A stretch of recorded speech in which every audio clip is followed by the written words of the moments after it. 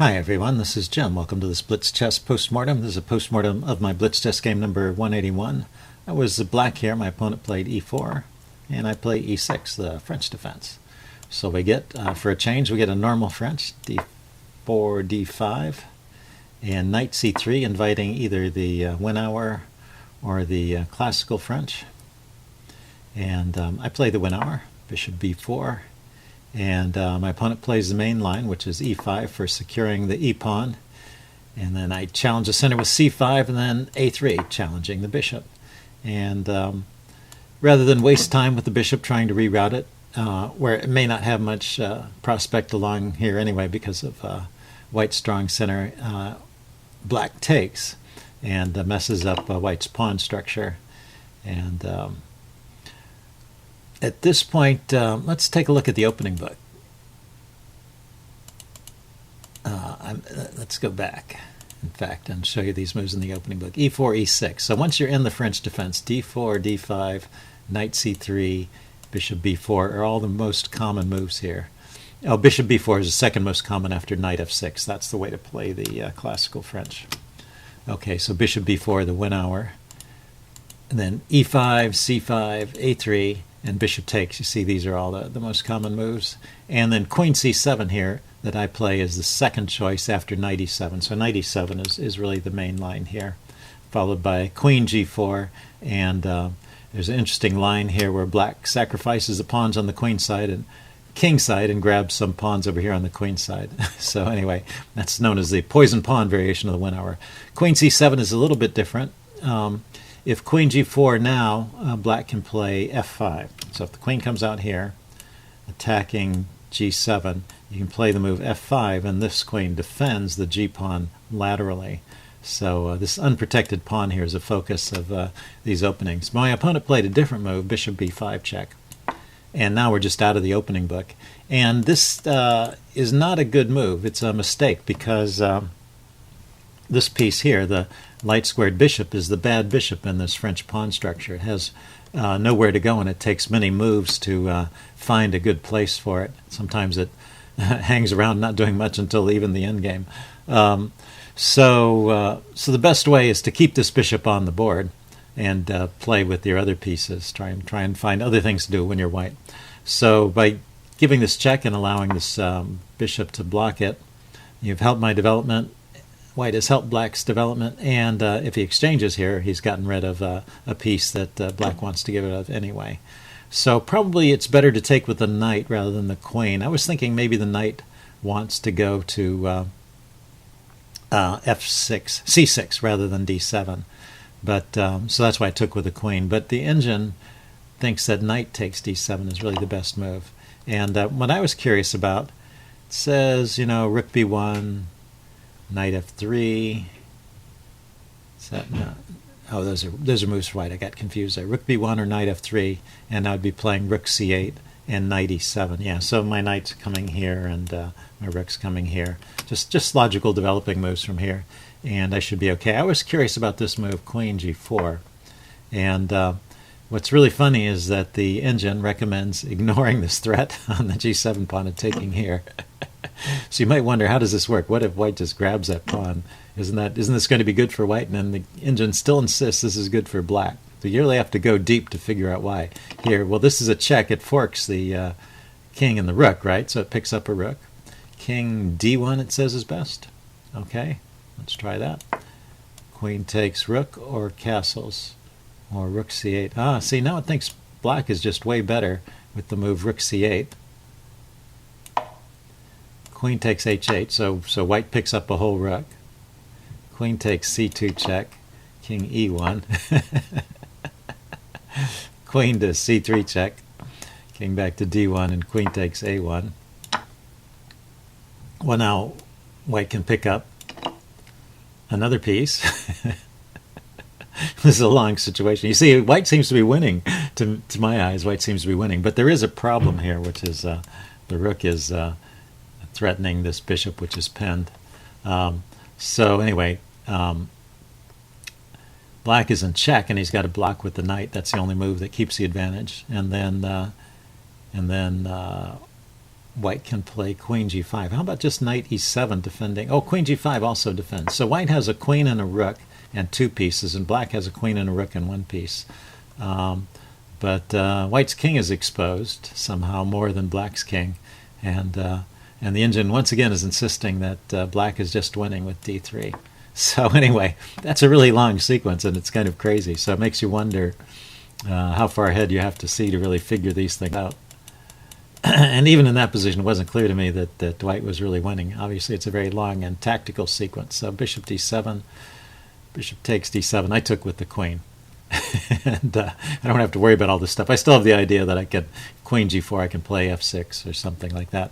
But he did play queen g4. And for some reason, I forgot about this move. Let's see. It says g6. It says f5 is playable. f5 or f6 are both playable. g6 is playable. Also, the move I played, king f8. Okay, so they're all different ways of defending the g-pawn. You don't want to really give that away in this situation where, because I moved my queen off the c file, I don't have this counterplay against c3 anymore, so I've got to just defend on g7. But it's still a game here, just the usual sort of opening advantage for white. So no big blunders have been made yet. It's just interesting. All those different lines that could be played there. So we just develop our pieces. a4, knight g6. The point of a4 was to allow the bishop to come to a3. So that's why he pushed the pawn there. Very common theme.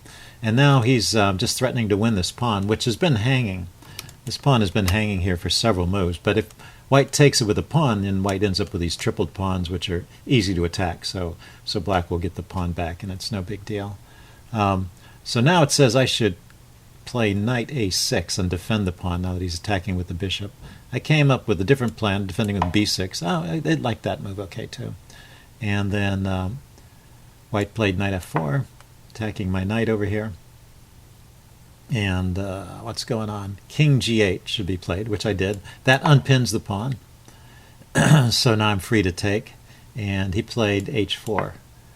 So it says now, once again, I should take on d4 and try and open some lines over here on the queen side. Or play h5. h5 or c takes d4, or knight takes f4. Okay, I played knight takes f4. Choice number 3 there. Queen takes. And then h5. And now he plays d takes c5. So maybe instead of h5, that's also another chance where I should take something. h5, c takes d4, or queen takes a4. I didn't really even notice this pawn was hanging over here. But this is a good move. If I take this pawn, it also pins the bishop in a way because this rook is undefended. Although he would just castle, I guess, and defend the rook that way. But it gives me time to move my queen away. It means I don't have to worry about my queen being subject to a discovered attack. Okay, so could have played that. I played h5, still an even game. D takes c5, b takes, and what was it saying instead of b takes? It's saying rook h6. Could have been played there. Okay. Still with the same idea, I guess I can lead. I don't have to worry too much about these pawns because his pawns on the queen side are so weak I can scoop them up later. But I take it, bishop takes, and develop my knight. So I'm still ignoring this rook h6 idea, and eventually I get in trouble because of the lack of development of this rook. It's kind of stuck here doing nothing. It's sort of the problem piece. But so far it's not yet a problem. But every move we see the engine is recommending rook h6. Just get that rook out. For some reason, I remember when I played h5, I had the idea of developing the rook out this way, but somehow I never followed through on that. So knight takes e5. I guess I kept finding little things I thought were good, but knight takes e5 is not good. Watch how the evaluation changes. And now it swings in white's favor, even though I'm winning a pawn here, right? That's a free pawn because queen takes, and this bishop was hanging. That was my idea. It was just based on this tactic that knight takes e5 was a discovered attack on the bishop. But he has this great move, rook takes b8, and so that's the problem with my thinking. I just didn't think far enough ahead. I thought I had 1 or 2 moves, and I didn't look at what was going to happen after that. And I think with this time control, 8 minutes and 4 seconds per move, there's enough time I should really spot things like that. I should notice this rook is on an open file ready to charge down.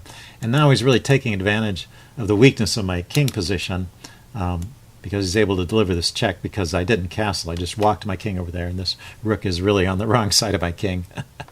So he's winning here. I play rook c8, pretty much the only move to stay in the game. And he plays rook fb1, the best move. And then I play f6, also a good choice, one of the top moves, and queen g3. And now, queen g3 was not good. What does it say? It says he should try queen e2. That's interesting. Well, let's take a look at that. I'm not sure why queen e2 is so strong. I was worried about some of these other moves because he can take here and bring the other rook down and skewer my queen and my king, pin my queen to the king, if this square is defended. That's what I was worried about and why f6 had to be played in this position, right? If it was if it was white's turn to move here, he could play rook takes rook, and I would play queen takes rook, and then he would bring this other rook down, and that would be skewering my pinning my queen to the king and winning material. So that's what I was afraid of, and that's why I played f6, attacking his queen to chase it off this diagonal here. So if he goes queen e2, he's voluntarily given up that diagonal, and why can't I just, for example, why can't I just take the rook?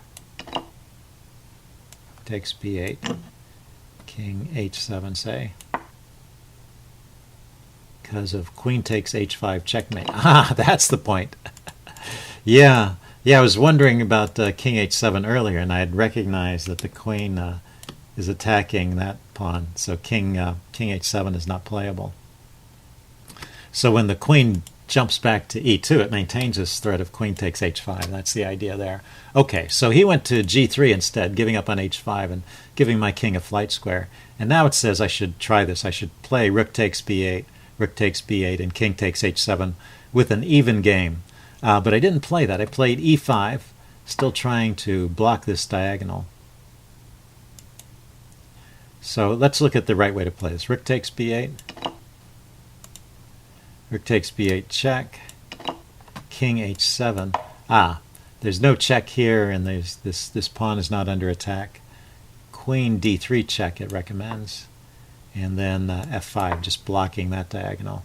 And now he can exchange rooks or retreat or defend the rook with queen b5. But it's an even game after that. Okay, so that's the way to defend. I played e5, blocking this diagonal.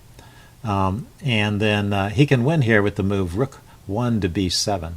So right in here, I have to criticize my opponent. He really just moved too fast. He's got a winning position, and there's one move that really ends the game, and that's this move, rook to b7.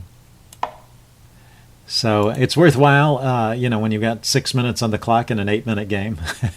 It's worthwhile, and you've got this crushing attack.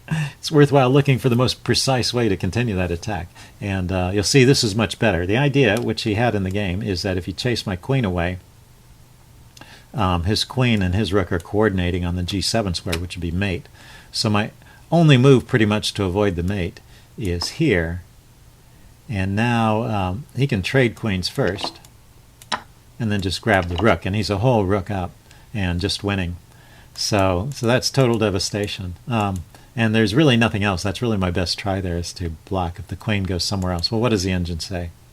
Rook 1 to b7. Queen takes b7. Okay, just immediately giving my queen up for the rook. Yeah, you give up material immediately. That's another way. But in any case, you're going to be down big, or rook to h7, just running away but giving up the queen. So bad news all around. Instead of rook 1 to b7, he played rook 8 to b7, that rook. And that allows this one defensive move, queen g4. And now he's not threatening my rook. That's the big difference. When the rooks were here and here on b7 and b8, he's threatening the g7 square, and he's also threatening to take my rook. So it's much more powerful. So the way the game was played, we now end up in pretty much an even endgame with rooks on. And so when you are playing an endgame with rooks, the most important thing is to activate the rooks and make sure they're attacking the pawns, your enemy's pawns. If you get into a purely defensive position, you can go down pretty quickly in a rook endgame. They're really best when they're actively attacking things. And of course, you always have to be watchful for these passed pawns. This pawn here is going to be very dangerous. So, but first of all, you scoop up as many pawns as you can. And so far I'm doing okay. A number like this in the end game could very well mean a draw. You really don't know until you get much closer to the end. And particularly in a rook end game, lots of rook end games are drawn with even a score of plus or minus 1 or greater. So he's able to scoop up some pawns over here on the king side, and I can maneuver my king around trying to hold on to things. And I tried to generate some counterplay with d4, but here I guess it was after this check. It says my best try is king f5. This is a logical way to play king f5. Holding on to this pawn. It's a little bit counterintuitive, but there's only rooks on the board, and if you're in the center of the board, it's even harder for your king to get mated. So actually it's maybe a little safer to walk the king up here and protect your pawn. You just have to be careful you don't walk into a trap where your movements are restricted by your enemy's pawns, and your opponent can deliver a mating blow with one of his rooks. So you do have to be careful. But my rook is doing a nice job of guarding some of these entry squares where my king could be attacked from, and he's got flight squares to run to if rooks attack from different directions. So this is actually a safe spot for the king, and this is the way for black to press on and try and play for an advantage. Okay, I didn't spot that. I just played king h6, and he could just go for a draw here, trying to check me. I guess not. He can't really check me here. That's the point of this rook on h8, is it prevents the check that way. So we push pawns, and he grabs the g pawn here, and then he goes after my advanced d pawn. He doesn't want that to get too far ahead of itself. I push on to d2, which is as far as I can go. I was hoping if he makes one more quick move and misses the threat, then I'll be able to play my rook to c8 with check, rook to c1 with check, and then queen this pawn. So he has to move his king away from the check, which he does. And then I try and get my other rook in to try and queen that pawn. And he pushes to a6, get my rook down there, and now he starts to go for this draw. So I have to move my king. Yeah, it says king h7 or king h5. I guess h5 is possible too, but I have to do something. No, it doesn't like it anymore. King h7 is really the only move here, because otherwise his rook, if we back up, the threat is his other rook is coming here, and I'm just going to get mated. If I go the other way, if I go to h5, he can just support this rook with his king, so that's not going to be very effective. Yeah, so big trouble. King h7, rook d7, and I don't have much better than going back to h6.